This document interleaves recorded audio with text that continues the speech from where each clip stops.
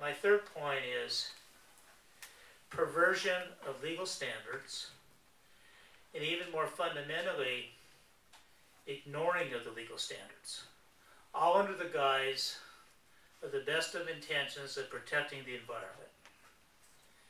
If we do anything in this process, Ken, your group is not about property rights per se. Your group is trying to apply the laws as written and interpreted by the courts. That, to me, is good government. If you're in this room to go through this process, you're really trying to, I think it's our obligation as citizens of Bainbridge to help the City Council understand and apply the laws as written. We don't need to go off and have every test case on Bainbridge Island with hundreds of thousands of dollars spent in either my firm or outside attorneys to battle these how many angels can you get on the end of the pin, most esoteric planning arguments. I have two more points. If you're an environmentalist, it's like you're always starting over. I've seen this Jefferson County Shoreline Master Program update as a classic. You went from a plan that was 30 or 40 pages to one that's 260 pages. It's every planner's wish list.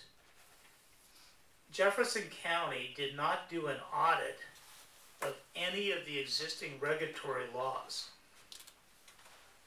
The SMP guidelines, the guidelines by ecology for updates of master programs, mandate that there be a cumulative impacts analysis.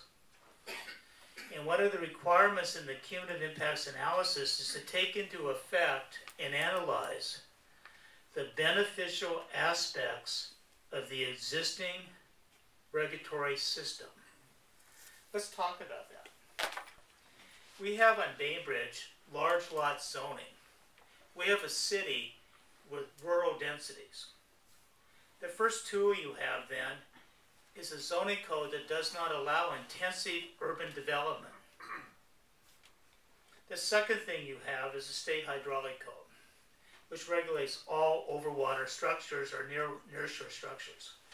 And the mandate is they can't be approved if they have a detrimental impact to fish life or fish spawning or critical habitat. On top of that, you have your Shoreline Management Act programs. You can't approve a project if it has a measurable net loss to shoreline functions and values. That's the performance standard.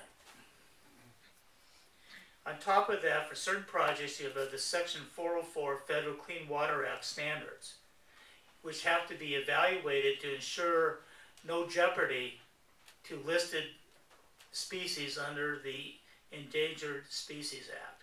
No jeopardy calls. On top of that, you have the State Clean Water Act, which regulates stormwater runoff. And you have your local codes and your manuals for stormwater runoff in Western Washington, which control runoff of all development, including single-family homes. Those are your existing regulatory systems, which are ignored time and time again in this update process. Suddenly we have this evil, we have to stop shoreline development and control it because it kills salmon. They never stop and ask if the existing regulatory systems are working. Until we do an audit, do we really need a significant amount of new regulation on the shorelines? It's poor and dumb governmental decision making in a time of diminishing resources. So to this point, other than talking about myself, I told you the Shoreline Management Act is about balance. I told you be wary of generic buffers. I told you you don't have to fight for science in every meeting. Just hire an expert to evaluate the draft list and put in the science so it's balanced. And I told you force the government to do an audit of the existing regulatory programs to see if there's a problem. Just because we have to update our Shoreline Master Program doesn't mean we have to change it. It's a review and update process. And every single time I see staff coming from the program of 30 or 40 pages and one of 240 or 260 pages because there's some big wrong to right. They do it without a cumulative impacts analysis. And you do it without a really good inventory. Bainbridge has one thing better than most jurisdictions. At least it has some inventory of its shorelines. It doesn't have any cause and effect studies, but at least it has an inventory.